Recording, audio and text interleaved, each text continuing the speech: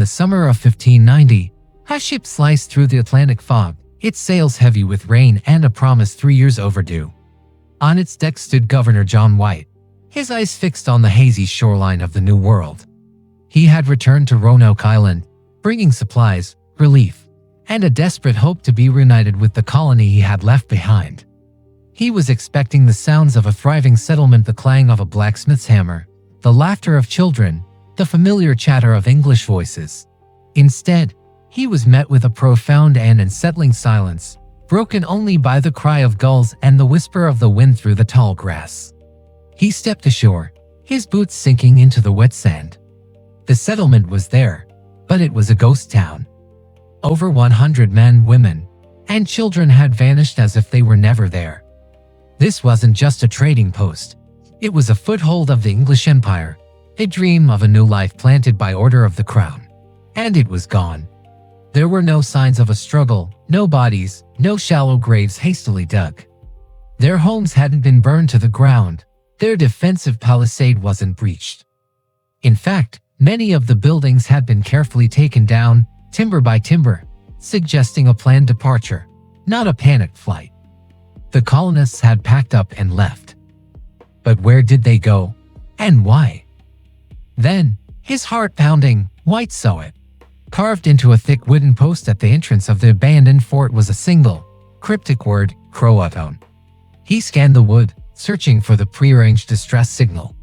Before he left for England 3 years prior, he and the colonists had agreed on a code. If they were forced to leave due to danger, they would carve a Maltese cross next to their destination. He looked again. There was no cross. This meant that wherever they had gone willingly. This wasn't a tragedy, at least not in the way he had feared. It was a choice. 3 years. It had been 3 long, agonizing years. White had sailed back to England in 1587 to gather more supplies and colonists, leaving behind his entire family. His daughter, Eleanor, his son-in-law, Ananias Dare, and his granddaughter, Virginia Dare, the very first English child born in the Americas. He promised to return within months. But his plans were shattered by the outbreak of war.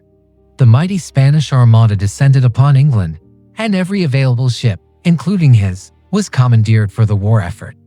For 3 years, he was trapped, helpless, while his colony, his family, waited on the other side of the world. By the time he finally managed to secure a ship and make the treacherous journey back, Roanoke was already a whisper in the wind. The word itself, Croatoan, was not a complete mystery. It was the name of a nearby island, now known as Hatteras Island, and also the name of a local Native American tribe who lived there, a tribe known to be friendly with the English. The most logical explanation was that the colonists, running low on supplies and feeling abandoned, had decided to move and live with the Croatoan people. Did they assimilate to survive?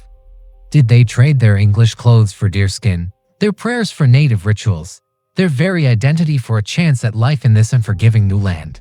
It seemed plausible. It was a message of survival, not of destruction. White was determined to find out. He had to know. He ordered his crew to prepare the ships to sail south to Croatoan Island. But the unforgiving Atlantic had other plans. A fierce storm, a foul and stormy tempest, as he later wrote, blew in with incredible violence. The ship's anchor cables snapped, and they were nearly driven onto the shore. The storm raged, making any attempt to sail the dangerous coastal waters a suicidal mission. With his ships damaged and his crew on the verge of mutiny, a heartbroken John White had to make an impossible choice. He gave the order to turn back. He sailed away from Roanoke, away from the last clue to his family's fate, and returned to England.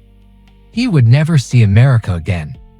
In the centuries that followed, the story of the lost colony seeped into American folklore. The mystery deepened, twisting into a national myth. Legends began to surface among later settlers.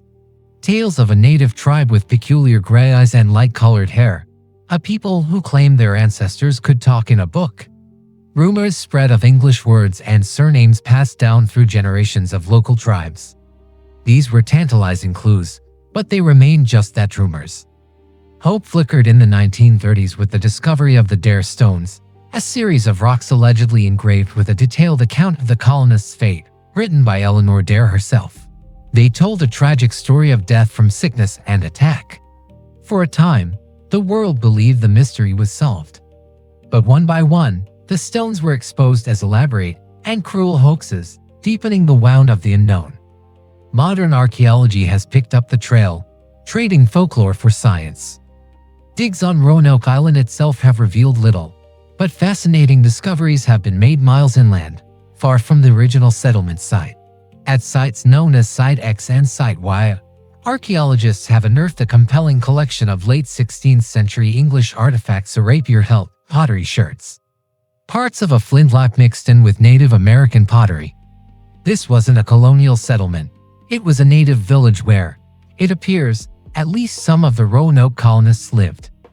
This evidence suggests the colonists didn't just move to one location. They split up. They scattered into the vast, unknown interior of North America, breaking into smaller groups to increase their chances of survival by integrating with different native communities. They moved, not as a single colony, but as individual families seeking refuge. But this evidence is fragmentary. It proves movement, not a final destination. It gives us a direction, but not a story. It tells us they survived the initial years, but not for how long. The wilderness keeps its secrets well. So what really happened? The truth likely isn't a single, dramatic event. The most accepted theory today is a story of gradual assimilation. The Roanoke settlers were absorbed, piece by piece, into the local native populations. They married, had children, and over generations, their language faded, their names were forgotten, and their English memories were replaced by new ones. Roanoke wasn't a place that was lost, but a people who were transformed, their bloodlines merging into the fabric of Native America. Another, more grim possibility is that they tried to forge a new life on their own and failed. The groups that moved inland could have succumbed to disease, starvation, or conflict with less friendly tribes, their stories ending silently in an unmarked patch of forest. History remembers the great battles, the powerful kings, the dates that changed the world. But the lost colony of Roanoke is remembered for its absence. It's a story defined by a question mark. A colony that didn't leave a body, didn't leave a diary, didn't leave a goodbye. Just a single word carved into a post, a clue that has echoed through 400 years of history. The settlers of Roanoke became the silent sentinels at the very dawn of English America, their story a haunting reminder of how easily a dream can be swallowed by the wilderness. And the word they left behind, Croatoan, still waits for us to fully understand its meaning. Thanks for watching. If you're fascinated by history's unsolved mysteries, be sure to subscribe and hit that notification bell so you don't miss our next deep dive into the past. See you next time.